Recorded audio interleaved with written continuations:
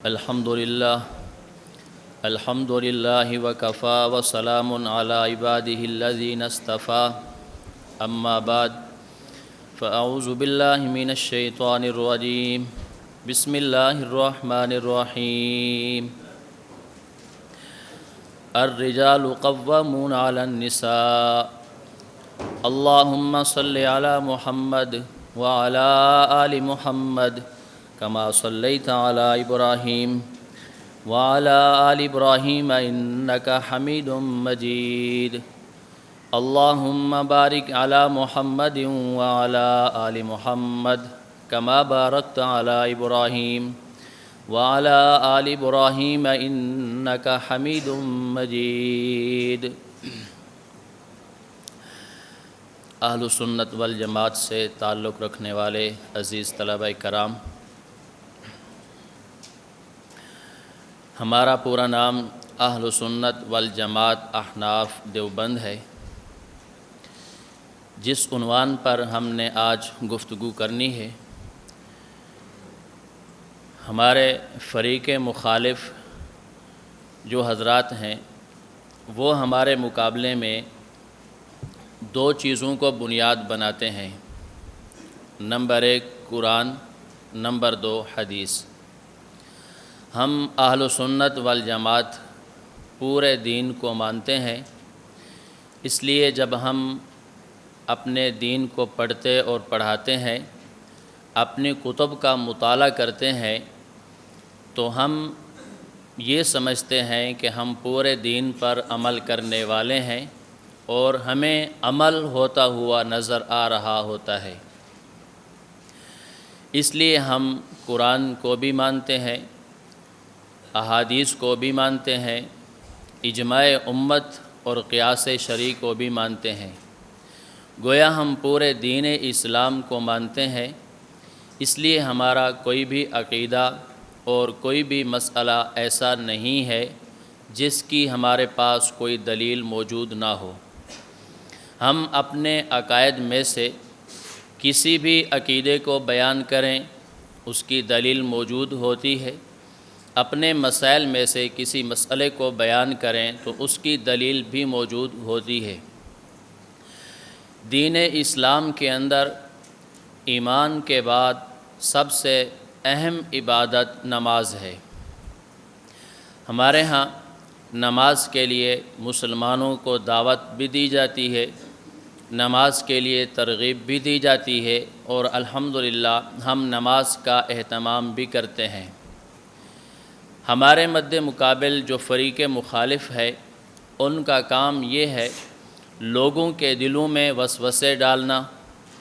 لوگ دو طرح کے ہیں، بعض وہ ہیں جو مساجد میں آ کر نمازیں پڑھتے ہیں، اور بعض مسلمان ایسے ہیں جو نمازیں نہیں پڑھتے، ہفتے کے بعد جمعہ پڑھتے ہیں، یا بعض ایسے ہیں کہ وہ سالوں کے بعد عید پڑھتے ہیں۔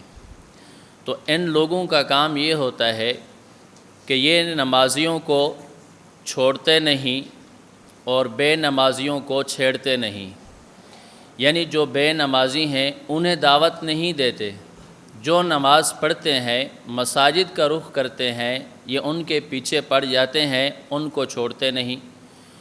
ایک مسلمان نماز پڑھ کے مسجد سے باہر نکلتا ہے تو یہ آگے کھڑے ہو جاتے ہیں، اس سے پوچھتے ہیں آج آپ نے امام کے پیچھے سورۃ الفاتحہ پڑھی ہے یا نہیں؟ امام کے پیچھے آج آپ نے رفع الیدین کیا ہے یا نہیں؟ مسلمان سادہ ہوتا ہے، معلومات ہوتی نہیں تو وہ کہہ دیتا ہے کہ بھئی میں نے تو یہ کام نہیں کیے۔ یہ جلدی میں حدیث پیش کر دیتے ہیں اور اس مسلمان کو راہ راست سے ہٹا دیتے ہیں۔ اب دیکھیں جو مسلمان باہر ہیں مساجد میں آتے نہیں، ان کو جا کر یہ دعوت نہیں دیتے، بلکہ ان کا کام اور مشن یہ ہے کہ جو مسلمان مسجد کے اندر آ چکے ہیں وہ نماز پڑھتے ہیں، یہ ان کی نمازوں کو خراب کرتے ہیں اور انہیں راہ راست سے ہٹانے کی کوشش کرتے ہیں۔ رٹ یہ لگاتے ہیں کہ اطیعوا اللہ و اطیعوا الرسول، ہم قرآن کو بھی مانتے ہیں، ہم حدیث کو بھی مانتے ہیں، حالانکہ یہ سب سے بڑا دھوکہ ہے قرآن اور حدیث کو ماننا، ان کا یہ کہنا کیسے دھوکہ ہے؟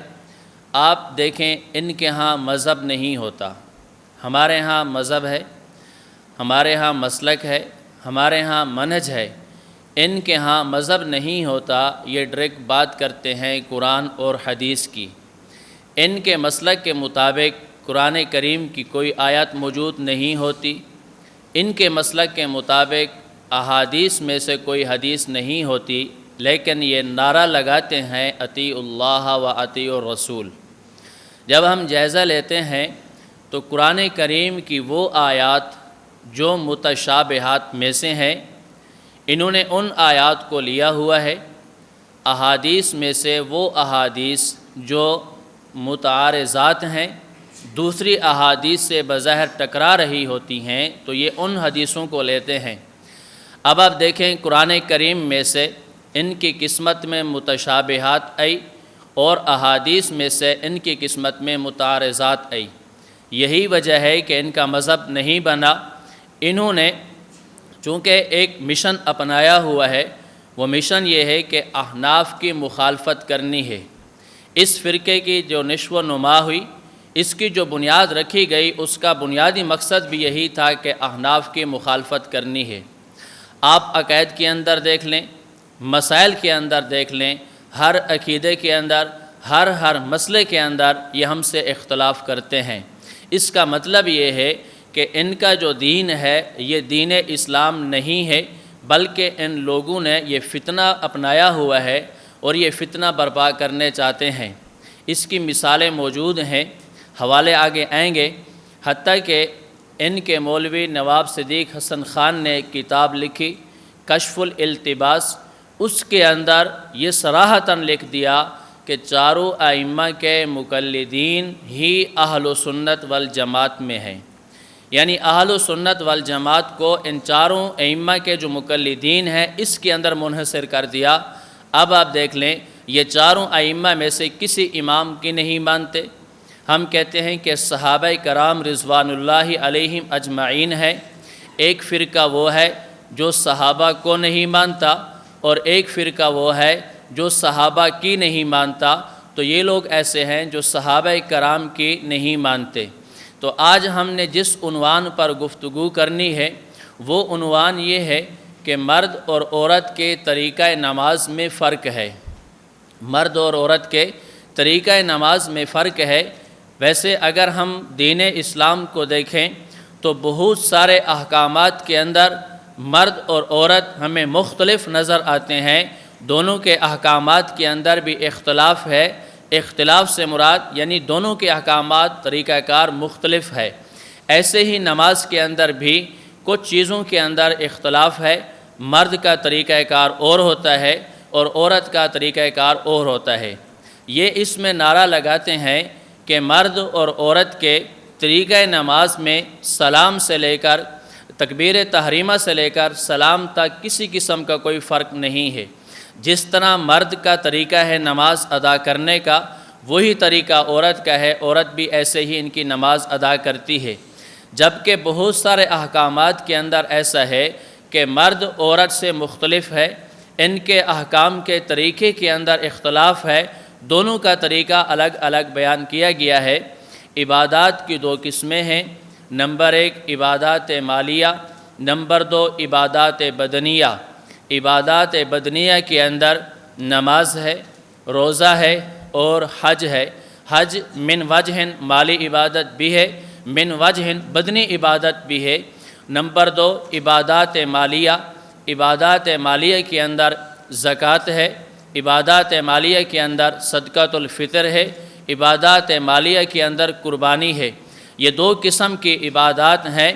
تو ہم عورت کو دیکھتے ہیں کہ عورت کا جو جسم، اس کی جو ساخت اور بناوٹ ہے، اس کے شخصی تقاضے مختلف ہیں۔ عورت کی بناوٹ الگ ہے، اس کا بدن مرد کے بدن سے الگ ہے، اس لیے جو بدنی عبادات ہیں تو بدنی عبادات کے اندر فرق ہے۔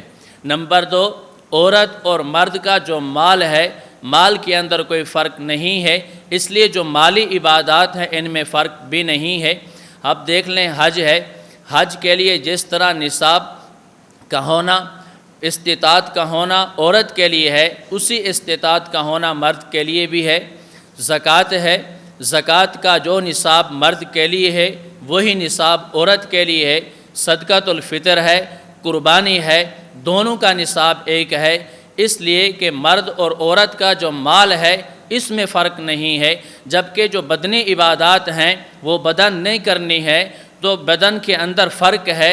انسان کے بدن کی ساخت اور بناوٹ اور طرح کی ہے، عورت کے بدن کی ساخت اور بناوٹ اور طرح کی ہے، تو ان کے شخصی تقاضے کو ملحوظ رکھتے ہوئے شریعت نے دونوں کی عبادات کا جو طریقہ ہے وہ بھی مختلف بیان کیا ہے۔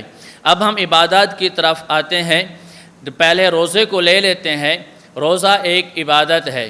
روزہ جب رمضان المبارک کا مہینہ آتا ہے، مرد نے بھی روزے رکھنے ہیں، عورت نے بھی روزے رکھنے ہیں، لیکن اس مہینے کے اندر کچھ دن ایسے آتے ہیں عورت کے اوپر کہ ان دنوں کا عورت روزہ نہیں رکھ سکتی۔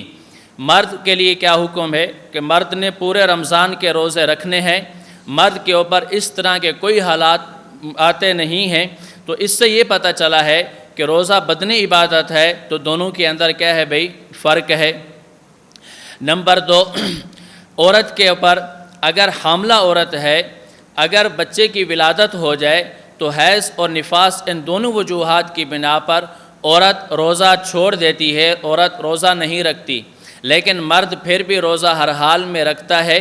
نمبر 3، اگر عورت حالت حمل میں ہو، بعض شرائط کے ساتھ فقہاء کرام نے لکھا ہے کہ اگر وہ روزہ افطار کرنا چاہے، روزے کو چھوڑنا چاہے تو وہ چھوڑ سکتی ہے، مرد ہر حال میں روزہ رکھے گا۔ نمبر 4، عورت اگر اپنے بچے کو دودھ پلاتی ہو اور اس کے دودھ پلانے کی وجہ سے کھانا نہ کھاتی ہو، روزے کی وجہ سے دودھ پورا نہ ہو رہا ہو، بچے کا نقصان ہو رہا ہو، تو فقہاء کرام یہاں پر بھی اجازت دیتے ہیں کہ عورت روزہ چھوڑ دے۔ پتہ یہ چلا کہ روزہ ایک بدنی عبادت ہے، تو مرد اور عورت دونوں میں فرق ہے۔ مرد نے ہر حال میں روزے رکھنے ہوتے ہیں، ہاں اگر وہ مسافر ہو تو اس کو اجازت ہے، اگر مرد بیمار ہو جائے تو وہ بات کا مسئلہ ہے، اگر یہ دونوں پیر نہ ہوں تو مرد نے ہر حال میں روزہ رکھنا ہے، عورت نے روزہ ان چیزوں کی وجہ سے چھوڑ دینا ہوتا ہے۔ یہ روزے کے اندر بھی فرق ہو گیا۔ نمبر 2، حج کو دیکھ لیں۔ حج ایک فرضی عبادت ہے۔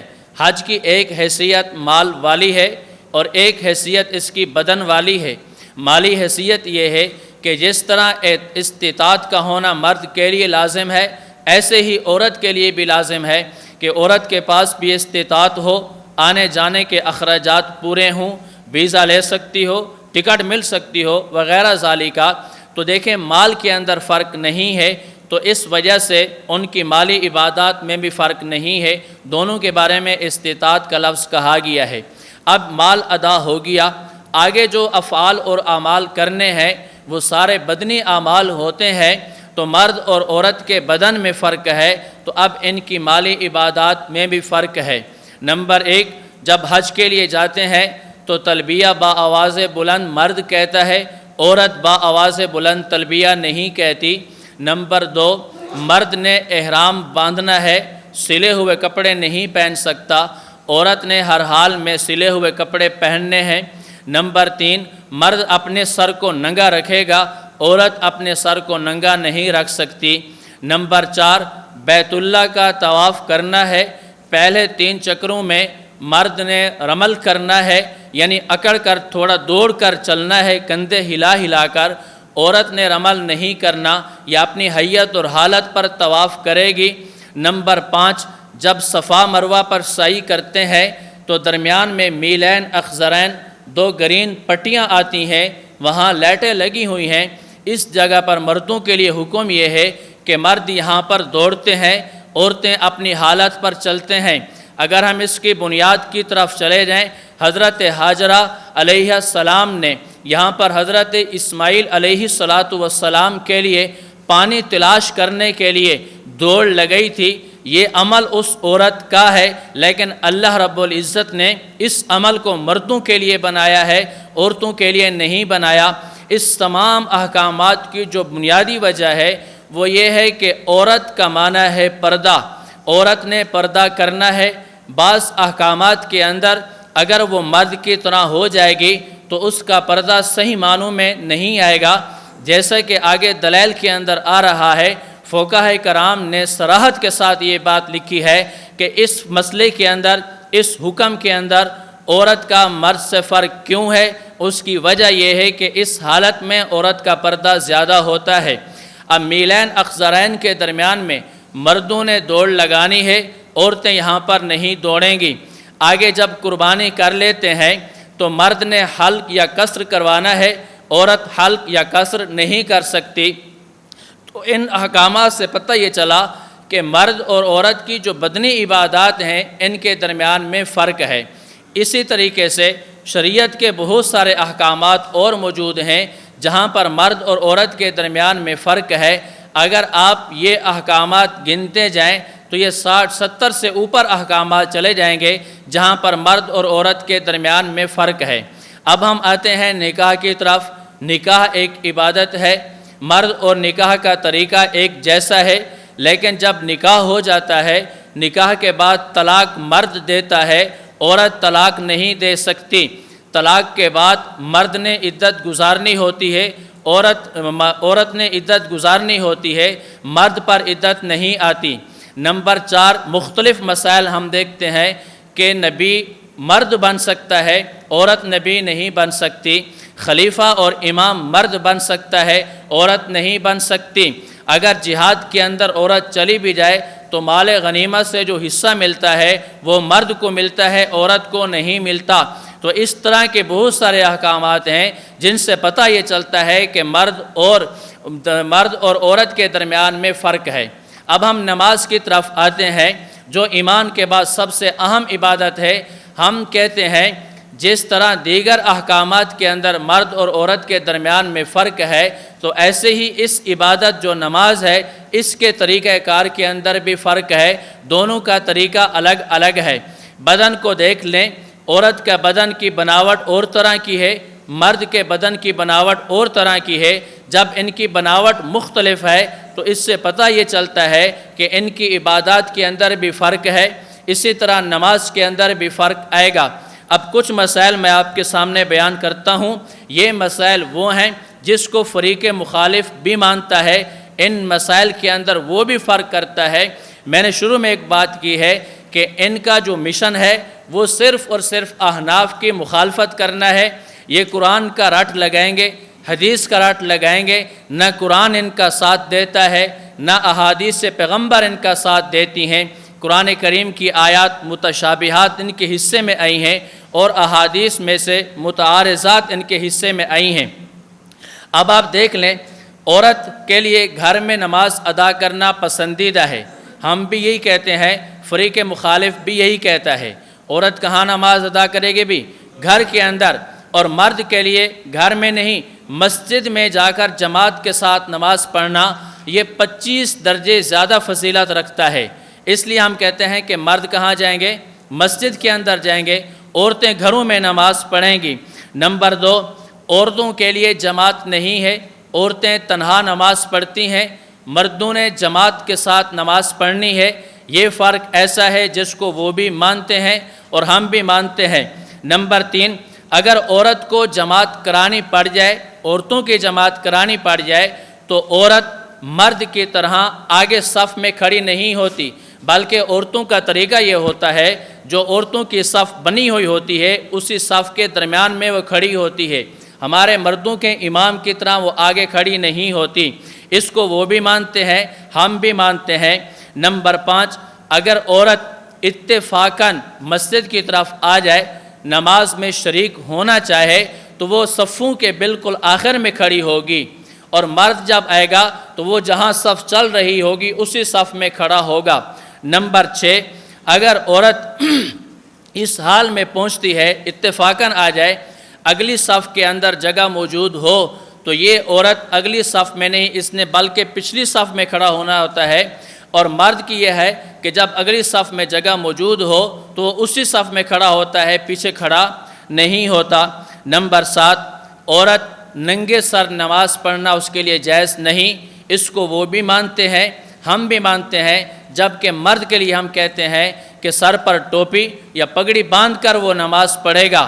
انہوں نے تو کہا کہ مرد بھی عورت کی طرح ہے، عورت مرد کی طرح ہے، تو یہاں پر بھی وہ یہ کہہ دیتے ہیں کہ عورتیں ننگے سر نماز نہیں پڑھیں گی، لیکن مردوں کو وہ گنجائش دیتے ہیں کہ وہ کہتے ہیں کہ مرد ننگے سر نماز پڑھ سکتے ہیں۔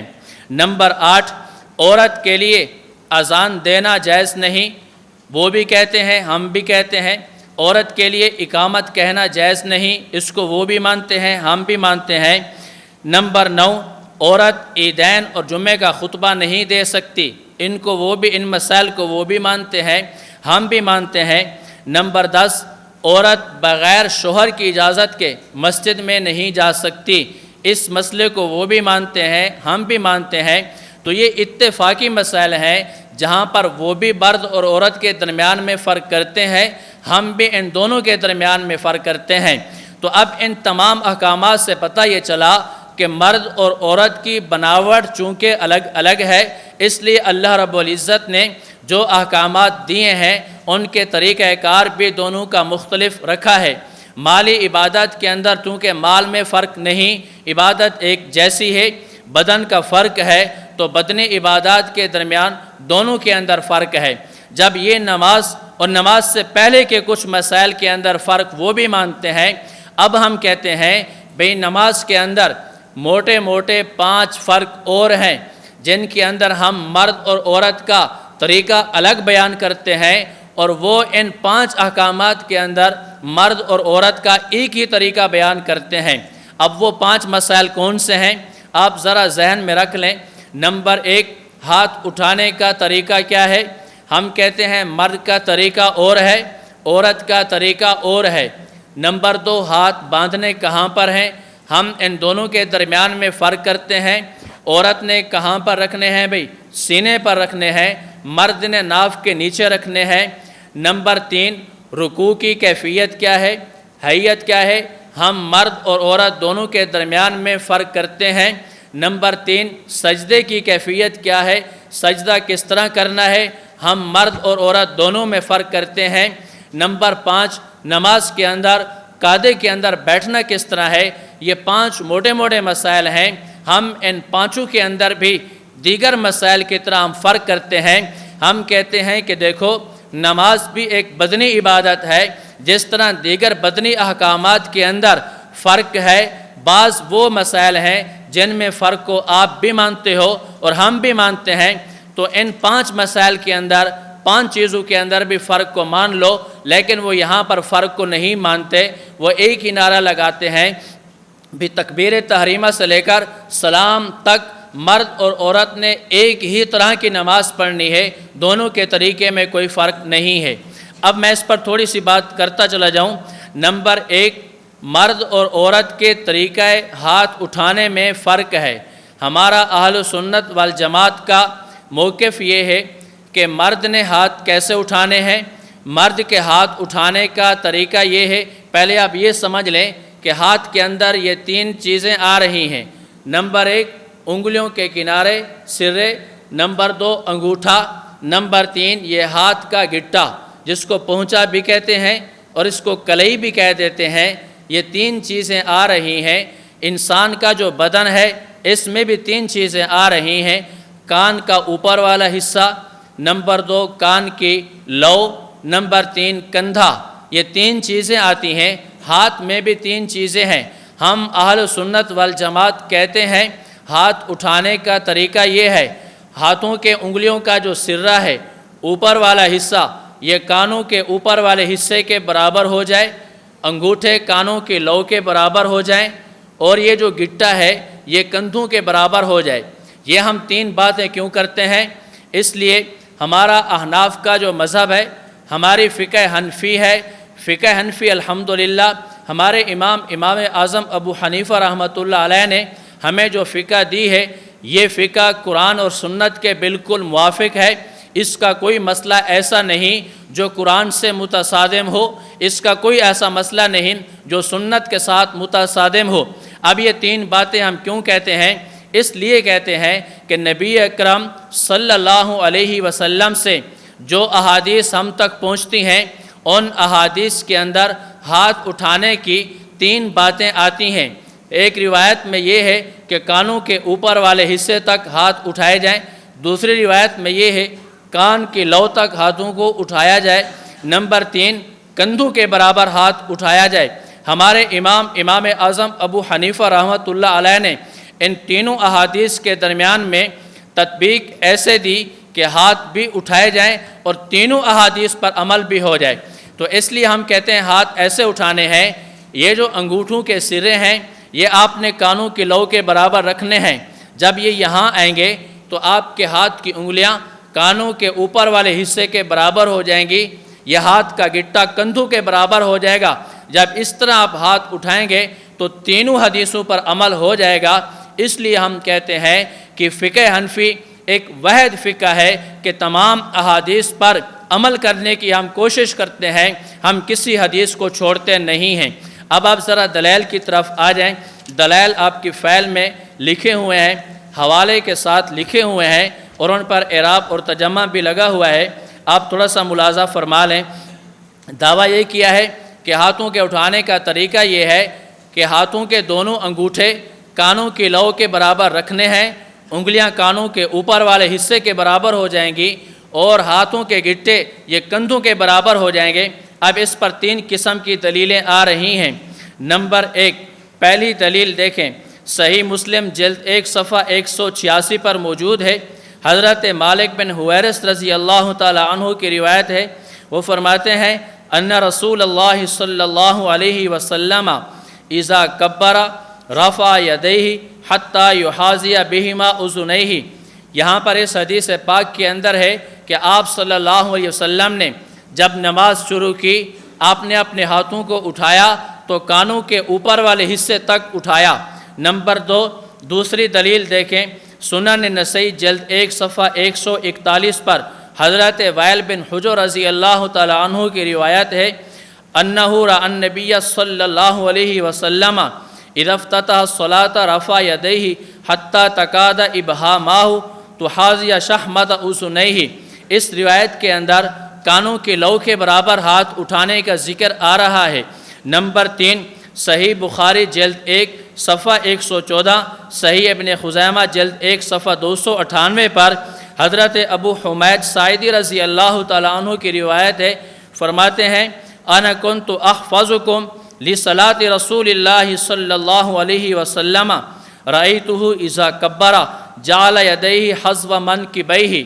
دیکھیں اس روایت کے اندر آ رہا ہے حضرت ابو حمید ساعدی رضی اللہ تعالیٰ عنہ فرماتے ہیں کہ اللہ کے نبی صلی اللہ علیہ وسلم کی نماز کو میں تم سب سے زیادہ محفوظ کرنے والا ہوں، میں نماز کا طریقہ زیادہ جانتا ہوں۔ آپ کھڑے ہوئے، آپ نے بتایا کہ اللہ کے نبی صلی اللہ علیہ وسلم کو میں نے دیکھا کہ آپ نے جب ہاتھوں کو اٹھایا تو کندھوں کے برابر تک اٹھایا۔ یہ 3 قسم کی روایات ہیں۔ اب فقہ حنفی کا مذہب دیکھ لیں، فقہ احناف کا مذہب دیکھیں، اس مذہب کو دیکھنے سے پتہ یہ چلتا ہے کہ ان تینوں روایات پر عمل ہو جاتا ہے، تینوں روایات پر عمل ہو جاتا ہے۔ یہی وجہ ہے امام شاہ ولی اللہ محدث دہلوی رحمۃ اللہ علیہ فیوز الحرمین کے اندر فرماتے ہیں عرفنی رسول اللہ صلی اللہ علیہ وسلم ان فی المذہب الحنفی طریقۃ انیکۃ ہی اوفق الطرق بسنت المعروفہ۔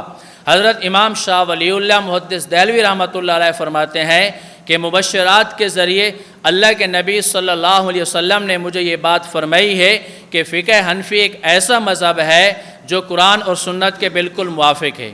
تو دیکھیں تینوں قسم کی روایات آ رہی ہیں، ہم نے کسی روایت کو چھوڑا نہیں، ہمارے امام نے تینوں روایات کے درمیان اس طرح تطبیق دی ہے، ہاتھ بھی اٹھا لیے اور تینوں روایات کے اوپر عمل بھی ہو گیا ہے۔ یہ ہے فقہ حنفی کہ ہم روایات کو چھوڑتے نہیں ہیں۔ نمبر 2، اب عورت کے ہاتھ اٹھانے کا طریقہ کیا ہے؟ ہم اہل سنت والجماعت کہتے ہیں عورت کے ہاتھ اٹھانے کا طریقہ یہ ہے کہ یہ ہاتھ دیکھ لیں، اس میں 2 چیزیں دیں، نمبر 1 انگلیوں کے سرے، نمبر 2 یہ ہاتھ کا گٹا ہے۔ ہم کہتے ہیں عورت نے ہاتھ کیسے اٹھانے ہیں؟ عورت کے ہاتھ کا گٹا عورت کے سینے کے برابر آ جائے، عورت کے سینے کے برابر آ جائے اور ہاتھ کی انگلیاں عورت کے کندھے کے برابر آ جائیں۔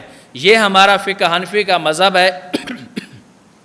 یہ طریقہ ہے عورت کے ہاتھ اٹھانے کا۔ عورت نے ہاتھ کس طرح اٹھانے ہیں بھئی؟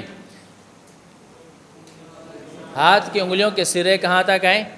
کندھوں کے برابر ہو جائیں، اور ہاتھ کے گٹے کہاں تک ہوں بھئی؟ عورت کے سینے کے برابر ہوں۔ اب اس کی وجہ کیا ہے؟ وجہ یہ ہے کہ عورت کے بارے میں یہ دو قسم کی روایات آ رہی ہیں۔ ایک روایت میں یہ ہے کہ وہ اپنے سینے تک ہاتھوں کو اٹھائے گی۔ نمبر دو، دوسری روایات میں یہ ہے کہ وہ اپنے ہاتھ کو سینے تک اٹھائے گی۔ تو ہمارے امام نے اس طرح طریقہ بتایا، دونوں احادیث کے اوپر عمل ہو جاتا ہے۔ اب دیکھیں احادیث کون سی ہیں۔ نمبر ایک، المعجم الکبیر للطبرانی، مجمع الزوائد کے اندر حضرت وائل بن حجر رضی اللہ تعالی عنہ کی روایت ہے۔ قال، فرماتے ہیں، جئت النبی صلی اللہ علیہ وسلم، میں اللہ کے نبی کے پاس آیا۔ فقال علی رسول اللہ صلی اللہ علیہ وسلم، اللہ کے نبی نے مجھے فرمایا، یا وائل بن حجر، اذا صلیت فاجعل یدیک حذاء اذنیک، جب تم نماز پڑھو تو اپنے ہاتھوں کو کانوں تک اٹھاؤ۔ والمرأۃ تجعل یدیہا حذاء ثدییہا، اور عورت اپنے دونوں ہاتھوں کو اپنی چھاتی کے برابر اٹھائے۔ چھاتی کے برابر یعنی سینے کے برابر اٹھائے۔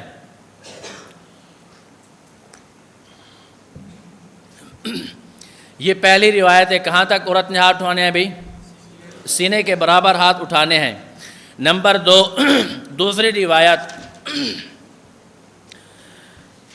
دوسری روایت مصنف ابن ابی شیبہ کے اندر ہے۔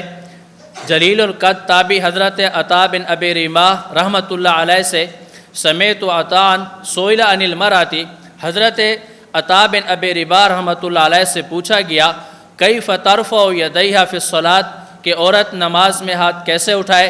قال، انہوں نے فرمایا، حذو ثدییہا، کہ وہ اپنے سینے تک نماز میں ہاتھ اٹھائے۔ نمبر تین، یہ روایت بھی سینے تک ہے، پہلی روایت بھی سینے تک تھی۔ تیسری روایت، ان عبد ربہ بن زیتون قال رأیت ام الدرداء ترفع یدیہا حذو منکبیہا حین تفتتح الصلاۃ، حضرت ام الدرداء رضی اللہ تعالی عنہا جب نماز پڑھتیں تو اپنے ہاتھوں کو کندھوں کے برابر اٹھاتی۔ حدیثیں تین آئی ہیں، پہلی دو احادیث کے اندر بات ہے سینے تک ہاتھ اٹھانے کی، اور تیسری روایت کے اندر بات ہے کہاں تک بھئی؟ کندھوں تک ہاتھ اٹھانے کی۔ تو اس لیے ہم احناف کہتے ہیں کہ عورت کے ہاتھ اٹھانے کا طریقہ کیا ہے؟ عورت اس طرح ہاتھ اٹھائے کہ ہاتھوں کے گٹے اس کے سینے کے برابر ہو جائیں اور ہاتھوں کی انگلیاں اس کے کندھوں کے برابر ہو جائیں۔ تو آپ دیکھیں فقہ حنفی کے اندر دونوں احادیث کے اوپر عمل ہو گیا ہے، ہم نے کسی حدیث کو چھوڑا نہیں۔ اب اس کی وجہ کیا ہے کہ عورت اس طریقے سے ہاتھ کیوں اٹھائے گی؟ فتح القدیر کے اندر علامہ کمال الدین محمد بن عبد الوہاب المعروف ابن الحمام رحمۃ اللہ علیہ فرماتے ہیں، جو ہدایہ کی شرح ہے اس کے اندر وہ فرماتے ہیں اس کی وجہ، المرأۃ ترفع یدیہا حذاء منکبیہا وہو الصحیح لأنہ استر لہا، عورت اپنے ہاتھوں کو کندھوں اور سینوں کے برابر اٹھائے گی، یہ صحیح تر طریقہ ہے۔ اس کی وجہ کیا ہے؟ لأنہ استر لہا، اس لیے کہ عورت کے اس حال میں ہاتھ اٹھانے میں پردہ زیادہ ہے۔ اس حال میں ہاتھ اٹھانے میں پردہ کیا ہے بھئی؟ زیادہ ہے۔ تو عورت کا پردہ بھی بحال رہ جائے گا اور اس کی عبادت بھی ہو جائے گی، اور ہاتھ اٹھانے کا اس کا طریقہ بھی یہ ہے۔ اب یہ ہے ہمارے فقہ حنفی کے اندر مرد اور عورت کے ہاتھ اٹھانے کے درمیان میں فرق ہے، جبکہ فریق مخالف یہ کہتے ہیں کہ جس طرح مردوں نے ہاتھ اٹھانے ہیں ایسے ہی عورتوں نے ہاتھ اٹھانے ہیں۔ تو آپ کو پتہ ہے کہ وہ کیسے ہاتھ اٹھاتے ہیں؟ غیر مقلدین نماز میں کیسے ہاتھ اٹھاتے ہیں؟ کسی نے دیکھا ہے نماز پڑھتے ہوئے ان کو؟ عورتوں کی طرح اٹھاتے ہیں ہاتھ۔ سمجھ آ رہی ہے بات؟ عورتوں کی طرح ہاتھ اٹھاتے ہیں، اور عورتوں کی طرح کیا کرتے ہیں بھی؟ باندھتے ہیں، سینے پر ہاتھ رکھتے ہیں عورتوں کی طرح۔ وہ غیر مقلد نماز پڑھ رہا تھا، تو چونکہ اس وقت یہ زیادہ نہیں تھے، اکا دکا تھے، تو ایک حنفی صاحب دوسرے کو کہہ رہا تھا، یار اس کو کیا ہو گیا ہے، یہ تو عورتوں کی طرح ہاتھ اس نے باندھے ہوئے ہیں۔ دوسرے نے کہا، لگتا ہے کہ اس نے اپنی بیوی سے نماز سیکھی ہے۔ بات سمجھ آ رہی ہے؟ تو اس لیے سینے پر ہاتھ رکھ رہے ہیں۔ ٹھیک ہے بھائی؟ تو دیکھیں فقہ حنفی کے اندر تمام قسم کی جو روایات آ رہی ہیں ان تمام کے اوپر عمل ہو رہا نہیں ہو رہا؟ عمل ہو رہا ہے۔ اب آپ یہاں پر دیکھیں، پہلی روایت جو حضرت وائل بن حجر رضی اللہ تعالی عنہ سے ہے، المعجم الکبیر للطبرانی مجمع الزوائد کے اندر ہے۔ اس روایت کے اوپر ایک اعتراض ہوتا ہے، اعتراض یہ ہے کہ اس روایت کی سند کے اندر ایک راویہ آ رہی ہیں جن کا نام ہے جن کی کنیت ہے یحییٰ بنت عبد الجبار۔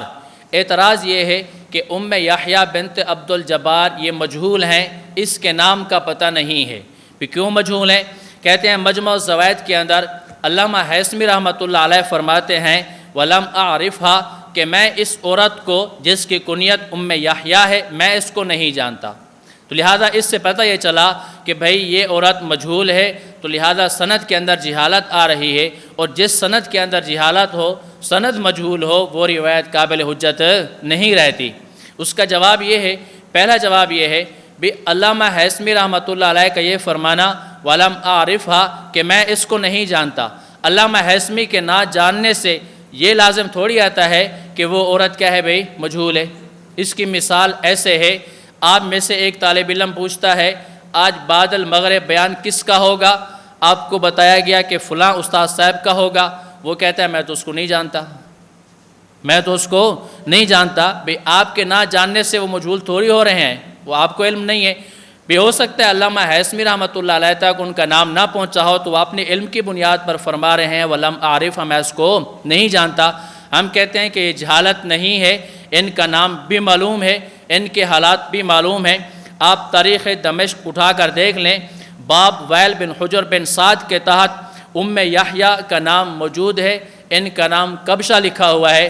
اب آپ اس کی کنیت دیکھیں یا اس کا نام دیکھیں، اسماء الرجال کی کتب اٹھائیں، تقریب التہذیب اٹھائیں، تہذیب التہذیب اٹھائیں، تہذیب الکمال اٹھائیں، سیر اعلام النبلاء، تذکرۃ الحفاظ اٹھا کر دیکھیں، آپ کو یہ نام مل جائے گا، اس عورت کے آپ کو حالات بھی مل جائیں گے۔ لہٰذا یہ اعتراض کرنا کہ یہ عورت، چونکہ علامہ حیثمی کا یہ کہنا کہ وَلَمْ أَعْرِفْهَا میں اس کو نہیں جانتا مجہول ہے، ان کے نہ جاننے سے یہ مجہول نہیں ہے بلکہ یہ معلوم ہے۔ حضرت یحییٰ بنت عبد الجبار، ان کا نام کیا ہے بھئی کبشہ موجود ہے، لہٰذا یہ اعتراض ختم ہوا۔ نمبر دو، دوسری روایت مصنف ابن ابی شیبہ کے اندر ہے، حضرت عطا رحمۃ اللہ علیہ سے جو پوچھا گیا تھا کہ عورت ہاتھ کیسے اٹھائے، اب اس کی سند دیکھیں۔ حدثنا حشیم قال اخبرنا شیخ لنا، فرماتے ہیں کہ ہمارے شیخ نے ہمیں بتایا ہے۔ کہتے ہیں یہاں پر شیخ کا نام کون ہے، نام کیا ہے شیخ کا، شیخ کون ہے، ان کا یہاں تذکرہ نہیں ہے، لہذا یہ بھی روایت کیا ہو گئی، مجہول روایت ہوئی۔ اس کا جواب یہ ہے، ہم کہتے ہیں مصنف میں ابن ابی شیبہ کے دوسرے مقام پر سند موجود ہے، وہاں پر اس شیخ کا نام بھی موجود ہے۔ دوسرے مقام پر مصنف ابن ابی شیبہ جلد 2 صفحہ نمبر 254 کے اوپر موجود ہے، حدثنا حشیم قال اخبرنا شیخ یقال له مصمح بنت ثابت، حضرت مصباح بنت ثابت، یہ شیخ کا نام معلوم ہے، لہذا یہ مجہول نہیں ہے۔ تو پہلا فرق یہ ہوا کہ مرد اور عورت نے ہاتھ کیسے اٹھانے ہیں۔ نمبر 2، اب دوسرا فرق کیا ہے بھئی، ہاتھ تو اٹھا لیے، اب ہاتھ باندھنے کہاں پر ہیں؟ اہل سنت والجماعت ہم کہتے ہیں کہ مردوں کے ہاتھ باندھنے کا طریقہ کیا ہے، پھر ہاتھ باندھ کر ہاتھ رکھنے کہاں پر ہیں، یہ 2 الگ الگ مسئلے ہیں۔ عورت کے بھی یہ الگ الگ ہیں، مرد کے بھی 2 الگ الگ ہیں۔ نمبر 1، ہاتھ باندھنے کا طریقہ کیا ہے؟ ہم کہتے ہیں دائیں ہاتھ کی ہتھیلی کو بائیں ہاتھ کی پشت پر رکھنا ہے، چھوٹی انگل اور انگوٹھے کے ساتھ ہلکا بنا لینا ہے، یہ 3 انگلیاں اس کلئی پر بچھا دینی ہیں، یہ ہاتھ باندھنے کا طریقہ ہے۔ پشت کو بائیں ہاتھ کی ہتھیلی پر پشت پر رکھ کر یوں یہ چھوٹی انگل اور انگوٹھے کے ساتھ ہلکا بنانا ہے، یہ 3 انگلیاں کلئی پر بچھا دینی ہیں، یہ ہے مرد کے ہاتھ باندھنے کا طریقہ۔ اب عورت کا طریقہ کیا ہے؟ عورت نے اپنے دائیں ہاتھ کی ہتھیلی کو بائیں ہاتھ کی پشت پر رکھنا ہے، یہاں پر اس نے چھوٹی انگل اور انگوٹھے سے ہلکا بھی نہیں بنانا اور 3 انگلیوں کو کلئی پر بھی نہیں، بلکہ ہاتھ کو یوں سیدھا رکھ دینا ہے۔ یہ عورت کے ہاتھ اٹھانے کا یہ طریقہ ہے، ہاتھ باندھنے کا یہ طریقہ ہے۔ اب مرد اور عورت کے ہاتھ باندھنے میں بھی فرق ہے۔ نمبر 2، ہاتھ باندھ کر رکھنے کہاں ہیں، اس میں بھی فرق ہے۔ ہم اہل سنت والجماعت کہتے ہیں مردوں نے ہاتھ ناف کے نیچے رکھنے ہیں اور عورت نے اپنے ہاتھوں کو سینے پر رکھ دینا ہے۔ یہ دونوں کے درمیان میں فرق ہے، جبکہ غیر مقلدین حضرات ان میں فرق نہیں کرتے۔ وہ یہ کہتے ہیں جس طرح عورت نے ہاتھ اٹھانے ہیں ایسے ہی مرد نے بھی ہاتھ اٹھانے ہیں، وہ ان کے درمیان میں فرق نہیں کرتے۔ اب آپ اس پر دلائل ملاحظہ فرما لیں۔ نمبر 1، پہلی دلیل صحیح بخاری جلد 1 صفحہ 102 کے اندر موجود ہے۔ حضرت سہل بن سعد رضی اللہ تعالیٰ عنہ فرماتے ہیں کان الناس یؤمرون ان یضع رجل الید الیمنی علی ذراعہ الیسری فی الصلاۃ۔ حضرت سہل بن سعد رضی اللہ تعالیٰ عنہ فرماتے ہیں کہ اللہ کے نبی صلی اللہ علیہ وسلم کی طرف سے مردوں کو اس بات کا حکم دیا گیا کہ وہ اپنے دائیں ہاتھوں کو بائیں ہاتھ پر رکھیں۔ نمبر 2، صحیح ابن حبان کے اندر حضرت وائل بن حجر کی روایت ہے۔ حضرت وائل بن حجر کہتے ہیں میں نے یہ کہا کہ اللہ کے نبی صلی اللہ علیہ وسلم کی آج نماز دیکھوں گا کہ آپ نماز کیسے پڑھتے ہیں۔ فنظرت الیہ، میں نے اللہ کے نبی کو دیکھا آپ کھڑے ہوئے، فکبر ورفع یدیہ، تکبیر تحریمہ کہی، حتی حاذتا اذنیہ، ثم وضع یدہ الیمنی علی ظہر کفہ الیسری والرسغ والساعد۔ 3 چیزوں پر یہاں ذکر کیا۔ آپ نے ہاتھ اٹھایا، دائیں ہاتھ کو بائیں ہتھیلی، گٹے اور بازو پر رکھا، ہتھیلی، گٹے اور بازو پر رکھا۔ یہ 3 چیزیں آ گئی ہیں اس کے اندر۔ نمبر 3، حضرت عبداللہ بن عباس کی روایت صحیح ابن حبان کے اندر موجود ہے۔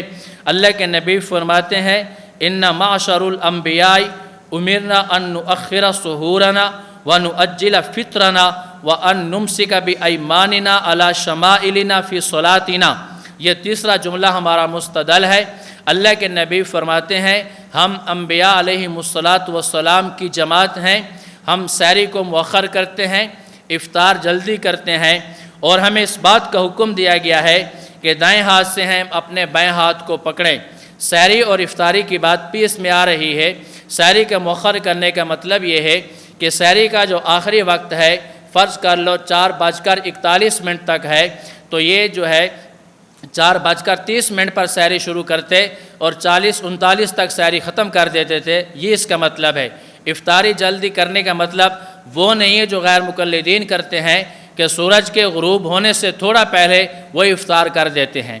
پورا دن بھوکا پیاسا رہنا اور آخری وقت میں عین جا کر روزے کو توڑ دینا، یہ وہ والا نہیں ہے، بلکہ اس کا مطلب یہ ہے جیسے افطاری کا وقت ہو جاتا تھا اب اس میں تاخیر نہیں کرتے تھے، فوراً روزہ افطار کر لیتے تھے۔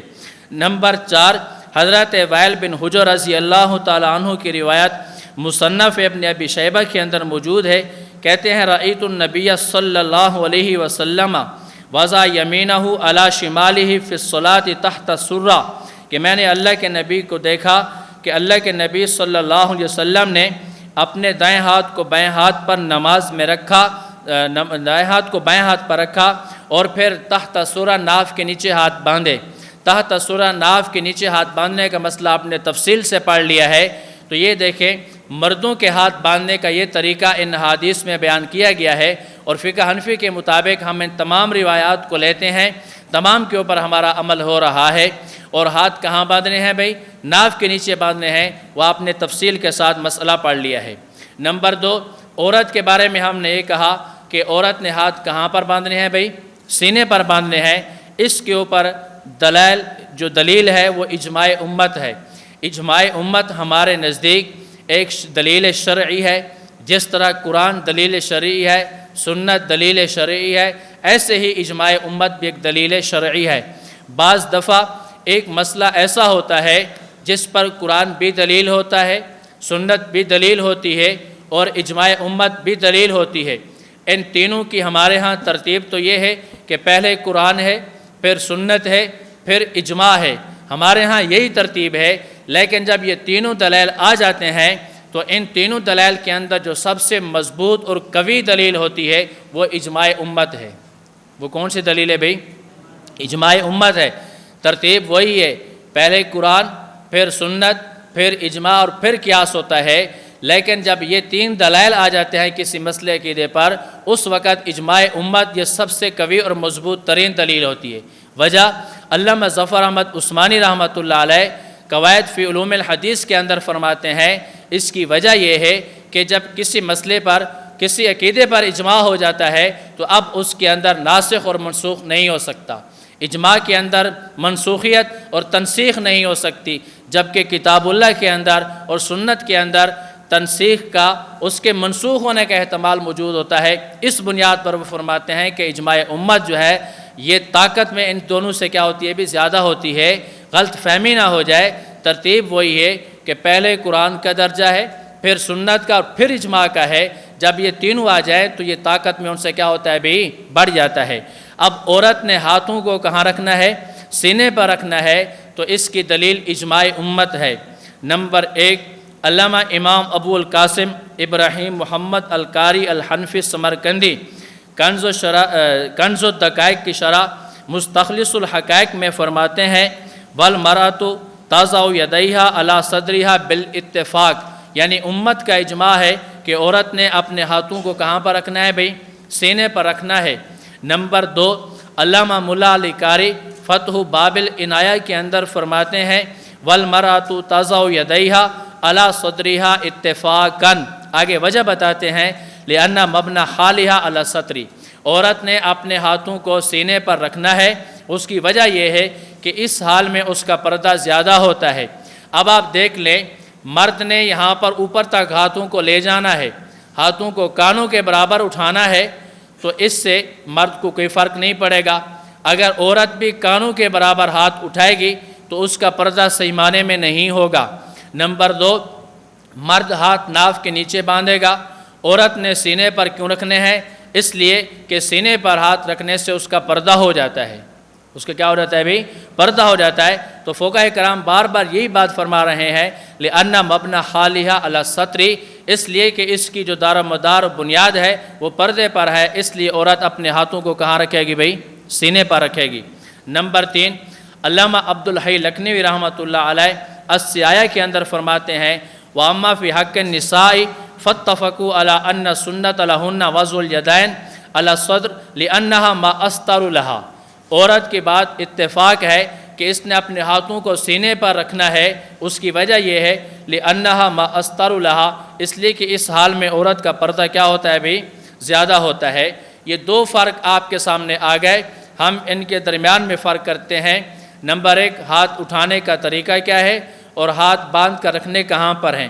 نمبر 3، رکوع کی بات، مرد اور عورت کے طریقہ رکوع میں بھی فرق ہے، مرد اور عورت کے طریقہ رکوع میں بھی فرق ہے۔ اہل سنت والجماعت کے نزدیک مرد کا طریقہ رکوع یہ ہے، مرد نے اپنے ہاتھوں کو گھٹنے پر رکھنا ہے، یہ ہاتھ کی ہتھیلی گھٹنے پر رکھنی ہے، یہ انگلیاں گھٹنے سے نیچے لٹکا دینی ہے اور ان کو کشادہ کر لینا ہے، ان کو کیا کرنا ہے بھی؟ کھول دینا ہے۔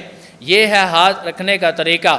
اب یہ انسان کی جو کوہنیاں ہے یہ اس کے پہلو سے، اس کے پیٹ سے یہ جدا رہنی چاہیے۔ نمبر 2، 3 چیزیں ہیں، سر ہے، پشت ہے اور سرین ہے، یہ تینوں چیزیں رکوع کے اندر یہ تینوں کیا ہو جائیں بھی؟ ہموار اور برابر ہو جائیں۔ یہ ہے مرد کا طریقہ ہے۔ مرد کے رکوع کا طریقہ کیا ہے بھئی؟ نمبر 1، ہاتھوں کو گھٹنوں پر رکھنا ہے، انگلیاں گھٹنوں سے نیچے لٹک جائیں اور ان کو کشادہ کر لینا ہے اور کوہنیوں کو پہلو سے جدا رکھنا ہے۔ اب 3 چیزیں ہیں، انسان کا سر ہے، پیٹھ ہے اور سرین ہے، ان تینوں کو برابر رکھنا ہے۔ یہ ہے مرد کا طریقہ۔ عورت کا طریقہ کیا ہے؟ عورت نے اپنے ہاتھوں کو گھٹنوں پر رکھنا ہے، انگلیوں کو کشادہ بھی نہیں کرنا، اپنی کوہنیوں کو اپنے پہلو سے جدا بھی نہیں کرنا، پہلو کے ساتھ لگا کر رکھنا ہے اور تھوڑا سا جھکنا ہے بس۔ مرد کی طرح اس کا سر، پشت اور یہ 3 چیزیں برابر نہیں ہونی چاہیے، تھوڑا سا وہ جھکتی ہے۔ یہ ہے ہمارے ہاں مرد اور عورت کے طریقہ ہے، رکوع میں بھی فرق ہے۔ اب اس کے اوپر آپ دلائل دیکھ لیں۔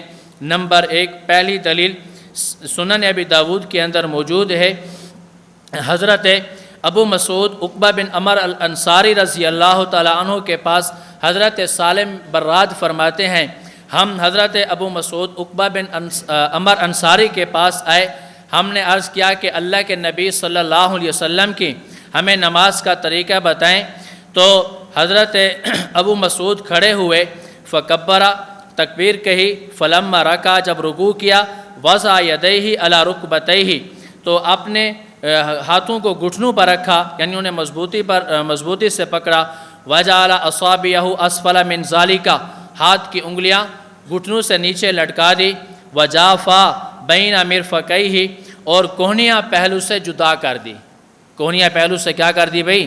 جدا کر دی۔ یہ ہے ہاتھ پکڑنے کا اور گھٹنوں پر ہاتھ رکھنے کا طریقہ۔ نمبر 2، دوسری دلیل المعجم الاوسط للطبرانی کے اندر موجود حضرت انس بن مالک رضی اللہ تعالیٰ عنہ کی روایت ہے، کہتے ہیں کہ میں اللہ کے نبی کے پاس آیا، آپ نے مجھے فرمایا یا بنیہ اذا رکعت، اے بیٹے جب آپ رکوع کرو، فضع کفیک علی رکبتیک، اپنے ہاتھوں کو گھٹنوں پر رکھو، وفرج بین اصابعک، اور انگلیوں کو کشادہ رکھو، وارفع یدیک عن جنبیک، اور بازو کو اپنے پہلو کے ساتھ ملانا نہیں، اس کو جدا کر کے رکھنا ہے۔ نمبر 3، حضرت عبداللہ بن عباس کی روایت المعجم الکبیر للطبرانی کے اندر موجود ہے، اللہ کے نبی صلی اللہ علیہ وسلم کا رکوع کیسے تھا وہ بیان کرتے ہیں۔ کان رسول اللہ صلی اللہ علیہ وسلم، اللہ کے نبی صلی اللہ علیہ وسلم جب رکوع فرماتے، استوا، آپ بالکل یوں ہموار ہو جاتے، فلو صب علی ظہرہ الماء لاستقر، اگر آپ صلی اللہ علیہ وسلم کی پیٹھ پر پانی کو گرا دیا جاتا تو وہ پانی وہیں ٹھہر جاتا، پانی رک جاتا۔ اس کے مطلب یہ ہے کہ یہ تینوں چیزیں اللہ کے نبی کی بالکل سیدھی ہوتی تھی، سر آپ کا آپ کے پشت کے بالکل برابر ہوتا تھا، نہ اس سے اوپر ہوتا تھا نہ اس سے نیچے ہوتا تھا، جیسے کہ اگلی حدیث حضرت امی عائشہ رضی اللہ تعالی عنہ کی حدیث ہے۔ حضرت امی عائشہ صحیح مسلم میں فرماتی ہیں، وَكَانَ إِذَا رَكَعَ، جب اللہ کے نبی صلی اللہ علیہ وسلم رکوع کرتے، لم یسقط رأسہ، سر نہ زیادہ نیچے کرتے، ولم یصوب، اور نہ ہی زیادہ اوپر اٹھاتے، ولیکن بین ذالک، اور اس کے درمیان میں رکھتے۔ دو طرح کی حدیثیں آئی، نمبر 1 ہاتھوں کو گھٹنوں پر کیسے رکھنا ہے، نمبر 3 سر، پشت اور سرین کو تینوں کو بالکل سیدھ میں رکھنا ہے۔ اس سے یہ پتہ چلتا ہے کہ یہ مرد کا طریقہ رکوع ہے۔ اب عورت کا طریقہ رکوع کیا ہے؟ عورت نے اپنے ہاتھوں کو گھٹنوں پر رکھنا ہے، انگلیوں کو کشادہ بھی نہیں کرنا، اور اپنی کوہنیوں کو اپنے پہلو سے جدا نہیں کرنا، اور رکوع کے اندر بہت تھوڑا سا جھکنا ہے۔ دلیل نمبر 1 مصنف عبد الرزاق کے اندر موجود حضرت عطا بن ابی رباح رحمۃ اللہ علیہ فرماتے ہیں، تجتمع المرأۃ، عورت سمٹ کر سجدہ کرے، عورت سمٹ کر رکوع کرے، اذا رکع، جب رکوع کرے تو سمٹ جائے، ترفع یدیہا الی بطنیہا، اور ہاتھوں کو پیٹ سے ملائے، وتجتمع ما استطاعت، جتنا ممکن ہو سکتا ہے وہ سمٹ کر رکوع کرے۔ سمٹ کر رکوع کا مطلب یہ ہے کہ یہ کونیاں اپنے پہلو کے ساتھ وہ ملا دے۔ یہی بات غیر مقلدین کے امام عبدالحق ہاشمی اپنی کتاب نظم العمود کے اندر لکھتے ہیں، عندی بالاختیار قول من قال ان المرأة لا تجافی فی الرکوع، کہتے ہیں مجھے ان حضرات کی بات پسند آئی ہے جو کہتے ہیں عورت رکوع میں اپنی کوہنیاں اپنے پہلو سے جدا نہ کرے، یعنی جو احناف کہتے ہیں وہ بھی یہ کہہ رہا ہے کہ مجھے ان کی بات کیا آئی ہے بھائی، پسند آئی ہے، میرا بھی یہی طریقہ ہے۔ یہاں بات آئی ہے حضرت عطا بن ابی رباح کی۔ حضرت عطا بن ابی رباح رحمۃ اللہ علیہ 114 ہجری کے اندر ان کا انتقال ہوا۔ یہ جلیل القدر تابعی ہیں۔ ہم اہل سنت والجماعت جو اصول حدیث ہے ہمارا، اصول حدیث کے اندر ہم حدیث کی تعریف کیا کرتے ہیں بھائی؟ الحدیث اعم من ان یکون قول النبی صلی اللہ علیہ وسلم او الصحابی او التابعی وفعلہم وتقریرہم۔ حدیث اللہ کے نبی صلی اللہ علیہ وسلم، صحابی اور تابعی، قول، فعل، تقریر کو، یعنی 3 شخصیات اللہ کے نبی، صحابی اور تابعی، ان تینوں کے 3 چیزیں قول، فعل، تقریر کو حدیث کہتے ہیں۔ یہاں پر بات آ رہی ہے حضرت عطا بن ابی رباح رحمۃ اللہ علیہ کی، تو گویا کہ ان کی بات بھی ہمارے اصول حدیث کے مطابق کیا ہوئی بھائی؟ حدیث ہوئی۔ نمبر 4 چوتھا جو فرق ہے سجدے کا۔ مرد کا طریقہ اور ہے سجدہ کرنے کا، عورت کا طریقہ اور ہے سجدہ کرنے کا۔ اب مرد نے سجدہ کیسے کرنا ہے؟ مرد نے سجدہ کیسے کرنا ہے سمجھ لیں اس کو۔ مرد کے سجدے کا طریقہ یہ ہے کہ مرد اپنے ہاتھوں کو زمین پر رکھے گا اور ان ہاتھوں کے درمیان میں اس کا چہرہ آئے گا، پیشانی اور ناک زمین پر لگ جائیں گے۔ انسان کے یہ جو کونیاں ہے، یہ کونیاں اس کے پہلو سے جدا رہیں گی، پیٹ رانوں سے جدا رہے گا، اور یہ کونیاں زمین سے اٹھی ہوئی ہوں گی، زمین سے اٹھی ہوئی ہوں گی۔ یہ ہے مرد کے سجدے کا طریقہ۔ عورت کا طریقہ یہ ہے، عورت اپنے پیٹ کو اپنے رانوں سے ملا لے گی، عورت اپنے پہلو کو اپنی کوہنیوں سے ملائے گی۔ نمبر 3، کوہنیوں کو زمین پر ٹکا دے گی، ان کو اٹھائے گی نہیں۔ یہ ہے طریقہ دونوں کو الگ الگ۔ مرد نے کیا کرنا ہے بھی؟ کوہنیاں زمین سے اٹھا کر رکھنی ہیں۔ نمبر 2، کوہنیوں کو پہلو سے جدا رکھنا ہے۔ نمبر 3، پیٹ کو رانوں سے جدا رکھنا ہے۔ یہ ہے مرد کا طریقہ رکوع۔ اب کوہنیاں کتنی زمین سے اٹھانی ہیں، ان کو کتنا پھیلانا ہے؟ بعض لوگ جب رکوع سجدہ کرتے ہیں بالکل ویسے کر لیتے ہیں، بازو وہ کیا کر لیتے ہیں بھی؟ ایسے کر لیتے ہیں۔ یہ ایسا کرنا بھی ٹھیک ہے، لیکن کب؟ جب آپ تنہا نماز پڑھ رہے ہوں، جب آپ جماعت میں صف میں کھڑے ہوں تو جتنی جگہ اور گنجائش ہو وہاں تک آپ بازو کو پھیلا سکتے ہیں، اس سے زیادہ پھیلانے کی پھر وہاں اجازت نہیں ہوگی۔ تو یہ مرد اور عورت کے طریقہ رکوع میں بھی کیا ہے بھئی؟ فرق ہے۔ اب آپ دیکھ لیں، جب عورت اس طرح بالکل سمٹ کر سجدہ کرے گی تو عورت کا پردہ ہوگا نہیں ہوگا؟ مکمل طور پر پردہ ہوگا۔ اس لیے فقہ حنفی اور احناف کی جو فقہ ہے یہ قرآن اور سنت کے موافق ہے، یہ شریعت کے بالکل مطابق ہے۔ عورت کا جو مقصود ہے وہ پردہ ہے، تو اس میں عورت کا پردہ کیا ہوتا ہے بھئی؟ پورا ہوتا ہے۔ اب آپ اس پر بھی دلائل ملاحظہ فرمائیں۔ نمبر 1، پہلی دلیل صحیح بخاری جلد 1 صفحہ 530 پر موجود ہے۔ حضرت عبداللہ بن مالک کہتے ہیں کہ حضرت عبداللہ بن مالک بن محینۃ الاسدی قال کان النبی صلی اللہ علیہ وسلم اذا سجد فرج بین یدیہ حتی نرا ابطیہ۔ حضرت بحینہ اسدی رضی اللہ تعالیٰ عنہ کہتے ہیں جب اللہ کے نبی صلی اللہ علیہ وسلم سجدہ فرماتے تو اپنے بازوں کو اچھی طرح کھول دیتے، یہاں تک کہ آپ کے بغلوں کی سفیدی ہمیں نظر آتی تھی، بغلوں کی سفیدی ہمیں نظر آ جاتی تھی۔ تو اس سے پتہ یہ چلا کہ یہ کونیاں انسان کے پہلو سے کیا ہونی چاہیے بھئی؟ جدا ہونی چاہیے۔ نمبر 2، سنن نسائی کے اندر حضرت ام المؤمنین حضرت میمونہ رضی اللہ تعالی عنہ کی حدیث ہے، ان النبی صلی اللہ علیہ وسلم کان اذا سجد جافا یدیہ حتی لو ان بہمۃ ارادت ان تمر تحت یدیہ مرت۔ حضرت ام المؤمنین حضرت میمونہ رضی اللہ تعالی عنہ فرماتی ہیں کہ جب آپ صلی اللہ علیہ وسلم سجدہ کرتے تو اپنے پہلو سے اتنے، اپنے پیٹ کو، ہاتھوں کو پہلو سے اتنے دور رکھتے کہ بکری کا چھوٹا بچہ اگر گزرنا چاہتا تو وہ نیچے سے گزر جاتا۔ یعنی اس طرح کھل کر سجدہ کرتے کہ بکری کا بچہ گزرنا چاہتا تو وہ گزر جاتا۔ آپ اپنی کوہنیوں کو پہلو سے نہیں ملاتے تھے، اپنے پیٹ کو رانوں سے نہیں ملاتے تھے۔ اب آپ آگے دیکھیں عورت کا سجدے کا طریقہ کیا ہے بھئی؟ اپنے پیٹ کو رانوں سے ملا دے گی، اپنی کوہنیوں کو پہلو سے ملا دے گی، اور یہ بازو زمین پر کیا کرے گی؟ بچھا دے گی۔ نمبر 1، پہلی اس کے اوپر دلیل سنن الکبریٰ للبہقی کے اندر موجود ہے۔ حضرت یزید بن حبیب رضی اللہ تعالیٰ عنہ فرماتے ہیں اللہ کے نبی صلی اللہ علیہ وسلم کا 2 عورتوں پر گزر ہوا جو نماز پڑھ رہی تھی۔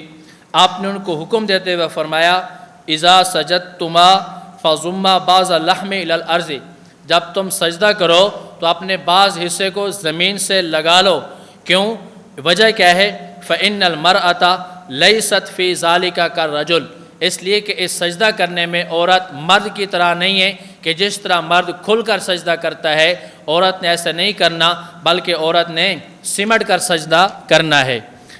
نمبر 2، دوسری دلیل آپ دیکھ لیں، حضرت عبداللہ بن عمر رضی اللہ تعالی عنہ سے روایت ہے، فرماتے ہیں اللہ کے نبی صلی اللہ علیہ وسلم نے فرمایا اذا جلست المرأة فی الصلاۃ، جب عورت نماز میں بیٹھتی ہے، بیٹھے وضعت فخذها علی فخذها الاخرى، تو ایک ران کو دوسری ران کے اوپر رکھ دے یا ایک ران کو دوسری ران کے ساتھ ملا دے۔ فاذا سجدت الصقت بطنها فخذیها، جب وہ سجدہ کرے تو اپنے پیٹ کو اپنی رانوں کے ساتھ ملا دے کہ استر ما یکون لہا، یہ اس کے لیے زیادہ پردے کی حالت ہے۔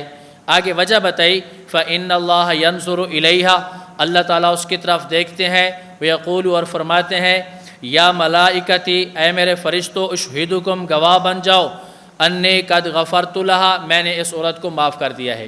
تو اس سے پتہ یہ چلا کہ عورت کیسے سجدہ کرے گی بھئی، سمٹ کر سجدہ کرے گی۔ تو یہ آپ کے سامنے دلیل آ چکے ہیں، آگے اور بھی دلیل لکھے ہوئے ہیں۔ اب پانچواں فرق بھی آپ سمجھ لیں۔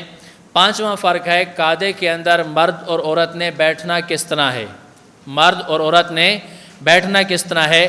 مرد کے بیٹھنے کا طریقہ، مرد نے اپنا دایاں پاؤں انگلیوں کے بل کھڑا کر لینا ہے، اپنا دایاں پاؤں انگلیوں کے بل کھڑا کر لینا ہے، اور اپنے بائیں پاؤں کو نیچے بچھا دینا ہے، پاؤں کو بچھا کر اس پر بیٹھ جانا ہے، بائیں پاؤں کو نیچے بچھا کر اس پر بیٹھ جانا ہے، دائیں پاؤں کو انگلیوں کے بھل یوں کھڑا کر دینا ہے۔ یہ ہے مرد کے بیٹھنے کا طریقہ۔ اب عورت نے کس طرح بیٹھنا ہے۔ عورت نے اپنے دونوں پاؤں دائیں طرف نکال لینے ہیں، دونوں پاؤں دائیں طرف نکالنے ہیں، اپنے سرین کے بائیں حصے پر عورت نے بیٹھنا ہے۔ عورت نے اپنی سرین کے بل بائیں سرین پر زمین پر بیٹھنا ہے، دونوں پاؤں کو دائیں طرف نکال لینا ہے۔ جب اس طرح بیٹھے گی تو اس کی دونوں ران آپس میں یوں ہو جائیں گی، دونوں ران آپس میں یوں ہو جائیں گی۔ وہ بیٹھنے میں بھی بالکل سمٹ کر بیٹھے گی تو اس کا اس سے کیا ہوگا بھئی، پردہ ہوگا۔ یہ ہے مرد اور عورت کے بیٹھنے کے فرق ہے طریقے کے اندر۔ اب اس پر دلائل ملاحظہ فرمائیں۔ نمبر 1، پہلی دلیل مرد کے بیٹھنے میں فرق ہے۔ صحیح مسلم جلد 1 صفحہ 194 پر حضرت امی عائشہ رضی اللہ تعالی عنہ اللہ کے نبی صلی اللہ علیہ وسلم کے تشہد کا ذکر فرماتی ہیں کہ ہر 2 رکعتوں کے بعد آپ قعدہ فرماتے اور اس میں آپ بیٹھ کر تشہد پڑھتے۔ آپ کیسے بیٹھتے؟ وَكَانَ يَفْرِشُ رِجْلَهُ الْيُسْرَى، آپ بایاں پاؤں نیچے بچھاتے، وَيَنْصِبُ رِجْلَهُ الْيُمْنَى، اور دایاں پاؤں کھڑا کر لیتے۔ یہ ہے اللہ کے نبی کے بیٹھنے کا طریقہ، دایاں پاؤں کھڑا کرتے اور بائیں پاؤں کے اوپر آپ بیٹھتے۔ وَكَانَ يَنْهَى عَنْ عُقْبَةِ الشَّيْطَانِ، اور شیطان کی بیٹھک سے آپ منع فرماتے تھے، یعنی بالکل سرین پر نہیں بیٹھنا۔ کس پر بیٹھنا ہے بھی؟ پاؤں پر بیٹھنا ہے، سرین کے بل نہیں بیٹھنا۔ نمبر 2، صحیح بخاری جلد 1 صفحہ نمبر 114 پر حضرت عبداللہ بن عمر رضی اللہ تعالیٰ عنہ کی روایت ہے، وہ فرماتے ہیں، انما سنت الصلاۃ، نماز کی سنت یہ ہے بیٹھنے میں، ان تنصب رجلک الیمنی، کہ اپنا دایاں پاؤں کھڑا رکھیں، وتثنی الیسریٰ، اور بایاں پاؤں بچھا دیں، بایاں پاؤں بچھا کر اس پر بیٹھیں، اور دائیں پاؤں کو آپ نے کیا رکھنا ہے بھی؟ کھڑا رکھنا ہے۔ یہ حضرت عبداللہ بن عمر اپنے بیٹے عبداللہ کو بتا رہے ہیں، جیسے آگے آ رہا ہے۔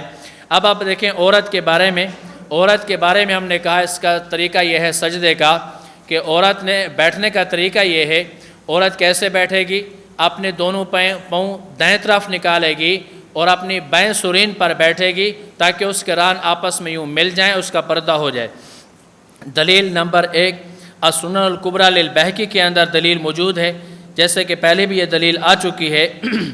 حضرت عبداللہ بن عمر کی روایت ہے، فرماتے ہیں اللہ کے نبی نے فرمایا، اذا جلست المرأة فی الصلاة وضعت فخذها علی فخذ الاخری، جب عورت نماز میں بیٹھے تو ایک ران کو دوسرے ران کے ساتھ لگا لے، فاذا سجدت، جب وہ سجدہ کرے، الصقت بطنها فی فخذیها، تو وہ اپنے پیٹ کو اپنے رانوں کے ساتھ ملا لے۔ تو پہلا جملہ جو ہے وضعت فخذها علی فخذ الاخری، یہ ہمارا جملہ مستدل ہے کہ بیٹھنے میں ایک ران کو دوسری ران کے ساتھ وہ یوں ملا لے۔ تو میرے دوستو اب یہاں تک دیکھیں، نماز کے طریقے میں ہم نے موٹے 5 چیزوں کے درمیان میں فرق کیا ہے۔ نمبر 1، ہاتھ اٹھانے میں فرق ہے۔ ہم کہتے ہیں مرد اور عورت کے طریقے میں فرق ہے، ہاتھ کیسے اٹھانے ہیں۔ نمبر 2، ہاتھ باندھنے کیسے ہیں اور رکھنے کہاں پر ہیں، اس میں فرق ہے۔ نمبر 3، اب اس کے بعد رکوع کیسے کرنا ہے، اس میں فرق ہے۔ نمبر 4، سجدہ کیسے کرنا ہے، اس میں فرق ہے۔ نمبر 5، بیٹھنے میں فرق ہے۔ ہم ان 5 مقامات پر بھی مرد اور عورت کے درمیان میں فرق کرتے ہیں۔ فریق مخالف ان 5 مقامات پر فرق نہیں کرتے۔ وہ یہ کہتے ہیں کہ نماز کے شروع سے لے کر تکبیر تحریمہ سے لے کر سلام تک، یعنی بالکل آخر نماز تک مرد اور عورت کے بیٹھنے کا ایک ہی طریقہ ہے۔ میں نے آپ کے سامنے اپنے موقف کی وضاحت بھی کر دی اور اس کے اوپر دلائل بھی پیش کر دیے ہیں۔ اب آخری بات آپ دیکھ لیں، ہم نے شروع میں یہ بات کی تھی کہ اہل سنت والجماعت کے نزدیک عورت کی مرد اور عورت کے طریقہ نماز میں فرق ہے۔ اب چاروں ائمہ کے آگے حوالے نوٹ فرما لیں کہ چاروں ائمہ کے نزدیک بھی مرد اور عورت کے طریقہ نماز میں فرق ہے۔ نمبر 1، حضرت امام اعظم ابو حنیفہ رحمۃ اللہ علیہ ہدایہ کے اندر صاحب ہدایہ فرماتے ہیں، امام صاحب کی بات نقل کرتے ہیں، وَالْمَرْأَةُ تَرْفَعُ يَدَيْهَا حِذَاءَ مَنْكِبَيْهَا وَهُوَ الصَّحِيحُ لِأَنَّهُ أَسْتَرُ لَهَا۔ صاحب ہدایہ حضرت امام اعظم ابو حنیفہ رحمۃ اللہ علیہ کی بات نقل کرتے ہیں، امام صاحب فرماتے ہیں کہ عورت اپنے ہاتھوں کو اپنے کندھوں کے برابر اٹھائے گی۔ دوسرا حوالہ دوسری جگہ فرماتے ہیں، وَالْمَرْأَةُ تَنْخَفِضُ فِي سُجُودِهَا وَتَلْصَقُ بَطْنَهَا بِفَخِذَيْهَا لِأَنَّ ذَلِكَ أَسْتَرُ لَهَا۔ عورت سجدے میں اپنے جسم کو پست کرے گی، اپنے پیٹ کو اپنے رانوں کے ساتھ ملا لے گی، اس کی وجہ لِأَنَّ ذَلِكَ أَسْتَرُ لَهَا، اس لیے کہ اس میں عورت کا پردہ زیادہ ہے۔ یہ فقہ حنفی امام اعظم ابو حنیفہ رحمۃ اللہ علیہ کا موقف۔ نمبر 2، حضرت امام مالک رحمۃ اللہ علیہ، آپ کی فقہ مالکی کے اندر ایک کتاب رسالہ ابن ابی زید کیروانی المالکی رحمۃ اللہ علیہ کا رسالہ ہے، جس کے اندر انہوں نے حضرت انس بن مالک، حضرت امام مالک بن انس رحمۃ اللہ علیہ کا حوالہ نقل کیا ہے۔ وہ فرماتے ہیں کہ وَالْمَرْأَةُ دُونَ الرَّجُلِ فِي الْجَهْرِ وَهِيَ فِي هَيَّةِ الصَّلَاةِ مِثْلَهُ غَيْرَ أَنَّهَا تَنْزَمُّ وَلَا تُفَرِّجُ فَخِذَيْهَا وَلَا عَضُدَيْهَا۔ حضرت امام مالک فرماتے ہیں عورت کی نماز کی کیفیت مرد کی نماز کی طرح ہے، مگر یہ کہ عورت سمٹ کر نماز پڑھے گی، دونوں رانوں کو بازوں سے الگ رکھے گی، قعود کے اندر بھی، قیام اور سجود کے اندر بھی۔ نمبر 3، حضرت امام شافعی رحمۃ اللہ علیہ کتاب الام کے اندر یہی فرق بیان کرتے ہیں۔ وہ کہتے ہیں وَأُحِبُّ لِلْمَرْأَةِ فِي السُّجُودِ، میرے ہاں پسندیدہ عورت کے لیے یہ ہے کہ وہ سجدے کے اندر ان تنضم بعضها الى بعض، کہ اپنے بعض حصے کو بعض کے ساتھ وہ ملا لے، وَتَلْصَقُ بَطْنَهَا بِفَخِذَيْهَا، اپنے پیٹ کو اپنی رانوں کے ساتھ ملا دے۔ نمبر 4، فقہ حنبلی کے اندر المغنی لابن قدامہ، شرح الکبیر لابن قدامہ کے اندر حضرت امام احمد بن حنبل فرماتے ہیں کہ عورت مرد کی طرح ہے، مگر رکوع اور سجدے میں وہ جسم کو سکیڑ کر رکھے گی۔ اب آپ کے سامنے اہل سنت والجماعت کے چاروں امام، حضرت امام مالک، حضرت امام اعظم ابو حنیفہ، حضرت امام مالک، حضرت امام شافعی، حضرت امام احمد بن حنبل رحمہم اللہ تعالی علیہم اجمعین، چاروں ائمہ کی بات آئی۔ چاروں ائمہ مرد اور عورت کے طریقہ نماز میں فرق کرتے ہیں۔ پتہ یہ چلا کہ احادیث سے، آثار سے اور ائمہ اربعہ کے اقوال کی روشنی میں مرد اور عورت کی نماز کے طریقہ میں فرق ہے۔ یہی بات ہے اہل سنت والجماعت کی۔ تو غیر مقلدین نے جو موقف اپنایا ہوا ہے وہ اہل سنت والجماعت کا نہیں ہے۔